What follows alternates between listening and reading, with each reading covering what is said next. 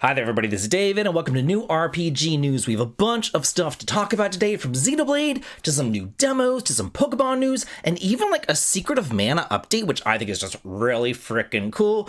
And I definitely do want to tell you all about that, and I do think that's worth the sub as you come and you join a party and you level on up with me. Thank you so much for your sub, your like, and your brand new hype. It helps me out a ton. So our top story today is Xenoblade Chronicles X is getting a definitive edition for the Nintendo Switch 2, and it is now available digitally, and a physical edition will be out for the Switch 2 on April the 16th. I was very confused about this when it was first announced, because I was like, okay, is this going to be a Switch 1 cart that you could use on the Switch 2? Is this going to be a game key card? You know, what is going on here? But I got clarification.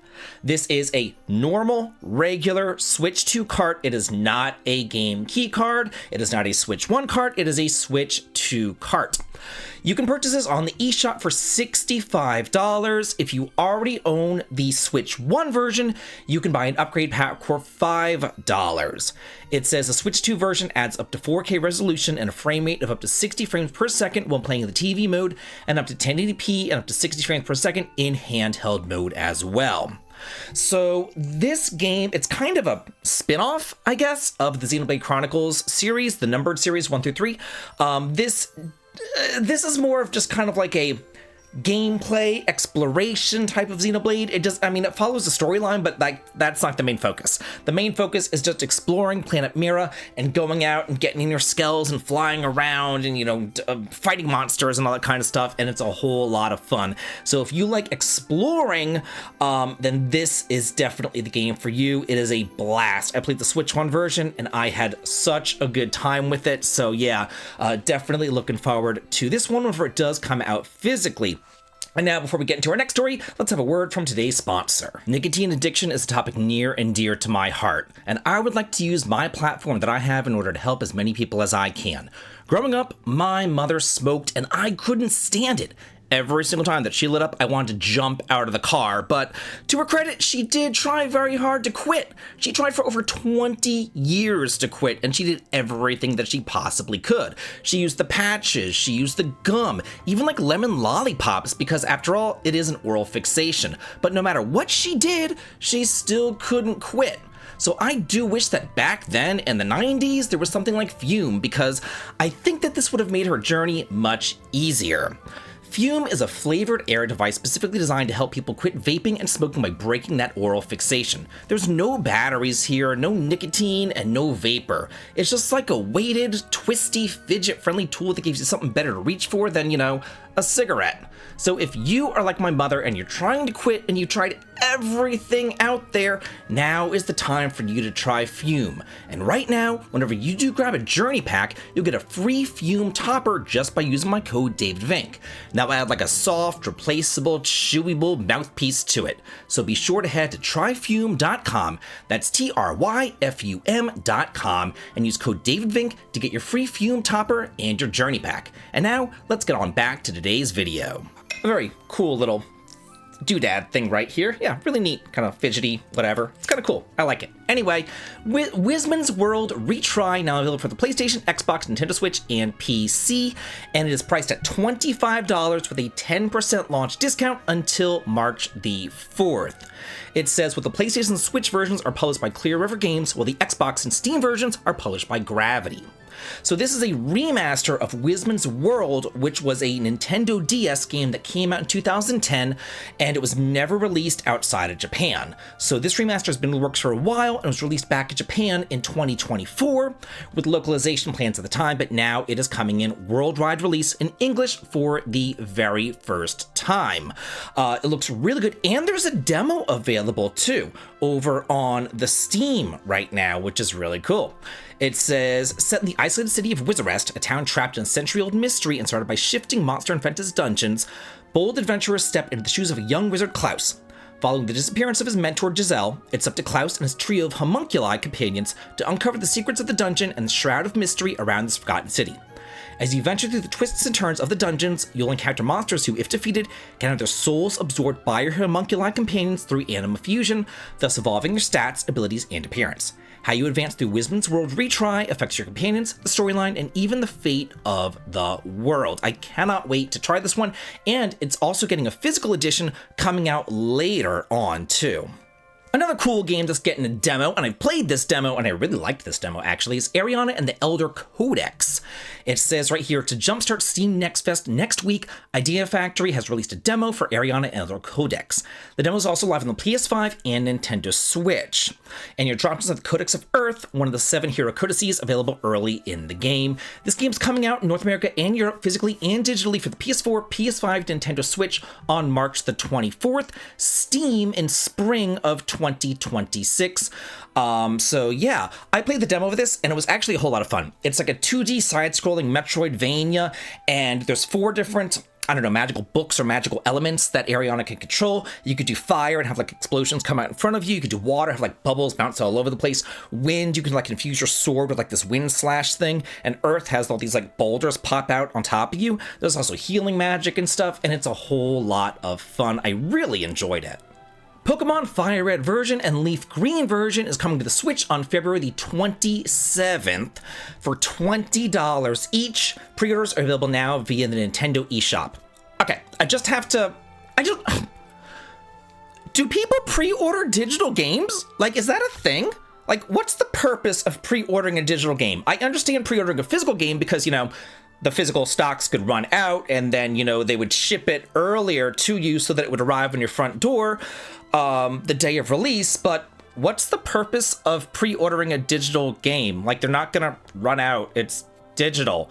And it doesn't say that you like get it earlier. I've seen some places where if you like pre-order a deluxe edition of a digital game, you get it like 3 days in advance or something like that. But they're not. Like, what's the purpose of pre-ordering a digital game? I have no idea. Also, oddly enough, this is very strange. If you order it in North America, you can only get it in English, French, or Spanish, okay? And you have to order which one you want to. If you're in Europe, you can get it in English, French, Italian, German, or Spanish. And they're saying this is because the way the releases replicate the way that the games were originally released, and they offer no in-game language options, but it's just like, why? Like, why? It's just like they're like purposely limiting it for like no reason. So yeah, it says to celebrate 30 years of Pokemon, they're putting out, you know, these Game Boy Advance games. So these are remakes of the original Pokemon Red and Pokemon Green. Well, it was Red and Blue. Well, I remember this because I'm old. I remember when this came out. I was in high school. I remember back in Japan, there was a Pokemon Red and Green. And then we didn't get the green version. I believe the blue version was an upgrade, kind of way that like Pokemon Yellow was like an upgrade of them or whatever. Green was like an upgrade, and then the blue upgraded green. I don't know. Anyway, it's a whole thing. So yeah, we're getting the Game Boy Advance versions of this. It's a whole thing. I'm sure some Pokemon historian can tell me all about it. But yeah, I bought Pokemon Blue back in the day. That was the one that I chose. I don't know why. I just kind of saw it at the store and I was like, whatever. I'll probably try Pokemon Blue. It was a big thing back then, and I didn't really like it all that much, I've got to say, because at the time I've kind of grown out of this. At the time, I was very much like, everybody must level up equally. So I wanted all 150 Pokemon to be the exact same level at all times, and always like rotating them out. And it was like, it was too much. You know what I'm saying? It was way too much. And then I probably Suikoden cured me of that, you know, as I was going through that series. But yeah, so if I got into Pokemon now, and I have recently with the actual console releases over on the Switch, I've gotten into those and I have enjoyed them, some a lot more than others, because back in the day, again, I was very much, everybody must be on the same level. Like when I played Final Fantasy VI, you know, all of the characters had to be at the same level. They all had to learn every single spell from every single Magicite. You know what I'm saying? Like, I was one of those players, and I did the same thing with Pokemon, and it just burned me out. Also, to celebrate 30 years of Pokemon, there's a Pokemon Presents set for February the 27th at 6 a.m. Pacific, 9 a.m. Eastern. You'll be able to watch it on YouTube in either English or Japanese. It just says the broadcast will feature the latest Pokemon news in celebration of its 30th anniversary. Then, in more Pokemon news, it says Pokemon trading card game Pocket Expansion Paldean Wonders launches on February the 25th, featuring Spirigatito, Fuecoco, Quaxley, which are the first partner Pokemon from Pokemon Scarlet and Violet. In the latest themed booster pack, trainers could also encounter other Pokemon from the Paldea region, including Muscarada, Goldengo, Mousehold, as well as the new trainer cards featuring Nimona, Arven, and Mesagoza. Okay, then there's various events planned, like a bonus week, a Charcadet drop, and a Wonder Pick event, and it says that this is available on the iOS via App Store and Android via Google Play. People of Note launches April the 7th. It's a musical turn-based RPG. Get it? Note? How witty. Yeah, witty and pretty and gay. Yeah, anyway. Coming up for the PS5, Xbox, Switch 2, and PC for $25. It's a 10% off launch discount on April the 7th. After being shut out of the Noteworthy Song Contest, Cadence realizes that her solo act might not be enough for the judges. As she travels across the Note to the rock city of Durandus, the EDM city of Lumina, and more, Cadence fills out her I can't talk today. I can't read. I can't talk. I can't do anything. I can't talk about Pokemon. I don't know. I don't know what's wrong with me, y'all. I don't know. I'm getting old. I'm losing my mind. Cadence. It's cadence, because it's note, because it's music, because it's a cadence of music. Okay. I'm getting it, people. I'm getting it. I'm slow. I know. I'm very slow. Cadence fills out her band with eclectic and powerful musicians from lands afar, but something's brewing in the distance. The harmonic convergence is playing havoc with the world's musical energies, and dark forces are working behind the scenes to disrupt Note's natural harmonies. It wasn't in the set list, but Cadence and the others need to step up and make sure music itself still has a future on stage. And People of Note experience turn-based combat like never before. Turn-based! Each battle is an interactive musical performance and evolving combat conditions, real-time rhythm-based attacks, and genre-bending mashup attacks. Okay, I am no good at anything rhythm-based. I mean, I'm sure it's a shock to y'all. I'm just not really good at it. So, I've tried to play, Guitar Hero and stuff in, arcades or whatever. Not really good at it. I played DDR. I liked DDR. That was a lot of fun. But as far as, I played Parappa the Rapper. God, what a shitty game that was. Yeah, that game sucked. I played that. It came on a demo. I remember back in the day, either came with one of my magazine subscriptions, there was a demo disc of it, or it came with some other game that I bought that came with the demo disc or whatever. But I remember playing it and being but everyone was going on about it because the rhythm game, it was very new. Nobody knew what they were. It was very new that you didn't have them on the NES or the SNES. They only came out of the PlayStation. So I'm this is cool. This is neat. And I tried it and I was wow, I suck at this. And this game sucks too. And it's ugly. So yeah, not really been a fan of rhythm games ever since. Inazuma 11 Victory Road third free major update, Orion and Lumen DLC, launches on February the 25th. Okay, can I screw anything up in this news update? Let's find out. It says the announcement reads, the next grand stage awaits Sonny Wright and his friends, the Football Frontier International, but mysterious footballers known as the Disciples of Orion are looming on the horizon. This is available for the PS5, Xbox, Switch 2, PS4, Switch, and PC via Steam. Hey, I didn't mess anything up because it's a really short news item.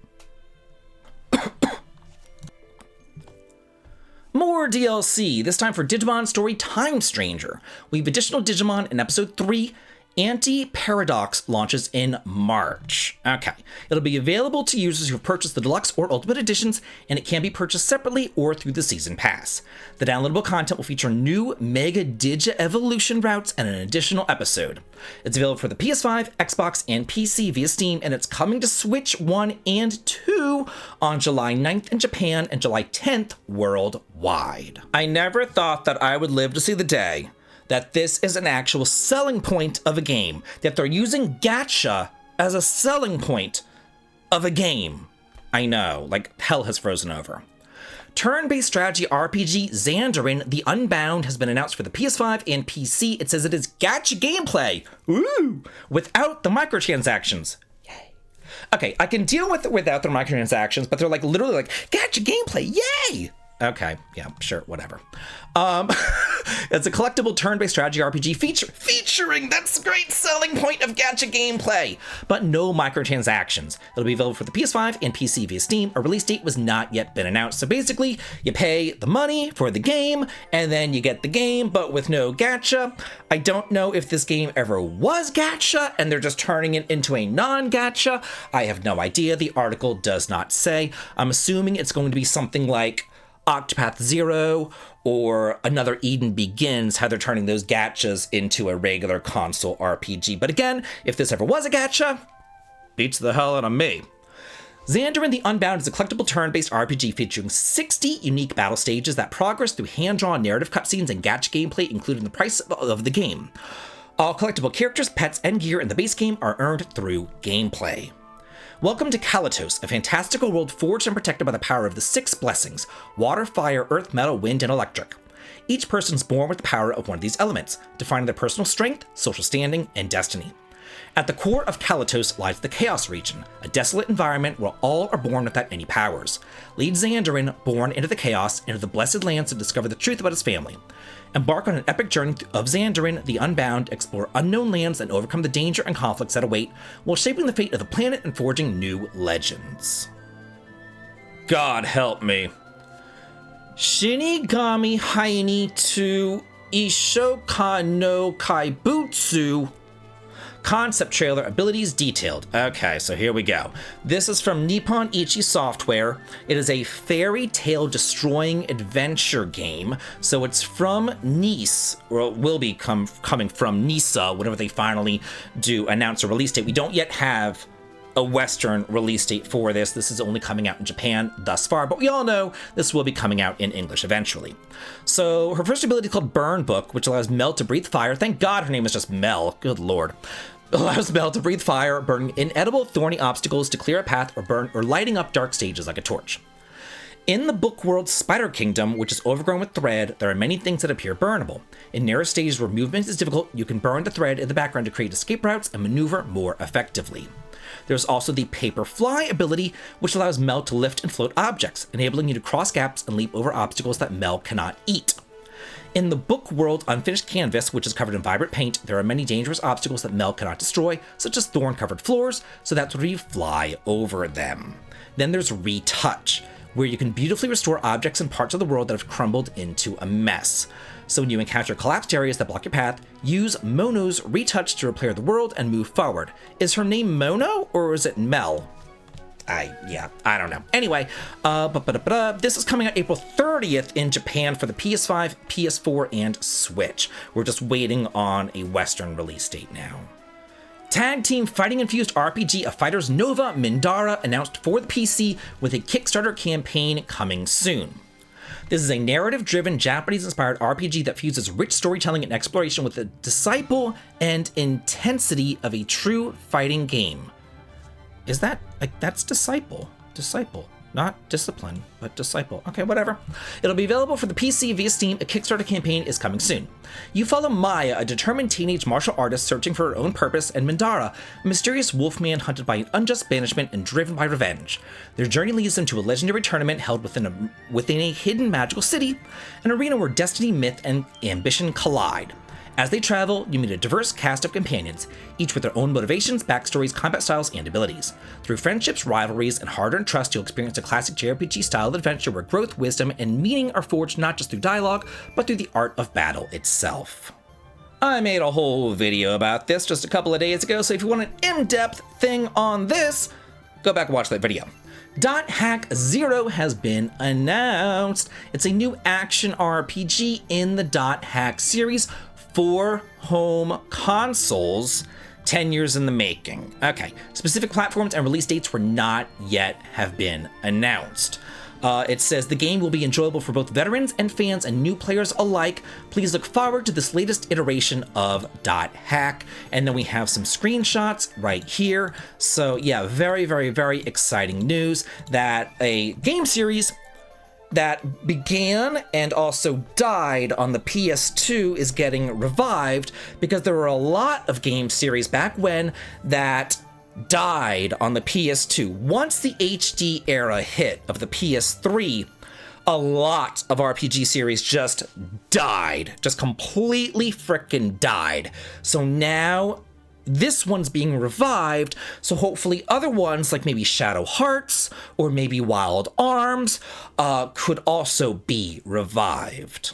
And I mean, like, for real revived, not Penny Blood and Arm Fantasia revived, because where are they? Where are they? Still waiting. Where are they? I want them really for real revived. Just saying. Slay the Spire 2 launches in early access for March the 5th. Roguelike deck builder sequel dated. Okay, so it just says early access PC. Step into a newly evolved Spire, a twisted labyrinth teeming with strange and deadly foes. Adapt to an arsenal of brand new cards, relics, and potions, each offering game-changing possibilities or dangerous consequences. Climb the Spire with a new and returning cast of characters, each with their own cards, motives, and secrets. No two climbs are ever the same. Unpredictable challenges and evolving strategies await those brave or foolish enough to ascend. Brave the ascent on your own, or play with up to 4 different players to face the Spire together in all new cooperative mode. Discover multiplayer-specific cards, powerful team synergies, and carry your friends or get carried to victories. Embark on your quest to slay the Spire as one of 5 different characters, some of whom will be familiar to seasoned slayers, and some of whom are brand new. I know a lot of people love Slay the Spire, so this is very exciting. And in our final news story, something extremely exciting, at least to me. It is a ROM hack, but it's not like a fake ROM hack. It is Secret of Mana Reborn. So what this is, it's a fully realized retranslation of Secret of Mana, and they went back and they looked at magazine articles, betas, lost footage, cutting room floor stuff, and they actually went and they put that stuff back into the game to make it what the developers originally intended, and that's so freaking cool. I can't even stand it. Whenever Square Enix remade Secret of Mana for the PS4, what was that, 5, 6, 7 something years ago when they did that, I was really hoping that they would take this opportunity to really, do it right. They went and they took Trials of Mana and they did that one up really nice. So why they didn't do it to Secret of Mana is beyond me. But yeah, I thought that this was their opportunity to kind of make this what they wanted it to be, because it was originally supposed to be out for the SNES CD add-on, but then whenever that fell through with Sony, they just, cut a whole hell of a lot of stuff, and then they released it as is. So this is trying to put all that stuff that they cut back into it. Okay, so let's read about it. For the first time, fans could explore 2 previously unreleased areas that were cut before the game's initial release. This is your chance to go where no Secret of Mana player has gone in 30 years. The first edition is the original path between the Water Palace and Nico's Place. This area was showcased extensively in pre-release images and magazine screenshots, but was completely excised from the final game. The SAP team painstakingly reconstructed this area using those original materials, even returned the world map to its pre-release state to accommodate the newly re-implemented content. Next up is the original concept for the Moogle Village. This was cut very late in the development, as it was featured in Famitsu around the game's release. The exterior of the village has been precisely recreated, and the interior of the huts has been crafted from scratch, drawing inspiration from other parts of the game. Additionally, a handful of script improvements have been implemented to enhance the overall experience. A new script was made for this project based on the first complete translation of the original Japanese. A small amount of additions and revisions were made, inspired by authentic external materials, most of which were never translated into English.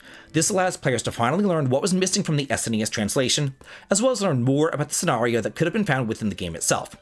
Whether you're discovering the Reborn project for the first time or have been following its progress since the beginning, this release is a great opportunity to hop in. How freaking exciting! This game was my childhood, and to be able to kind of play it as it was originally intended is so cool.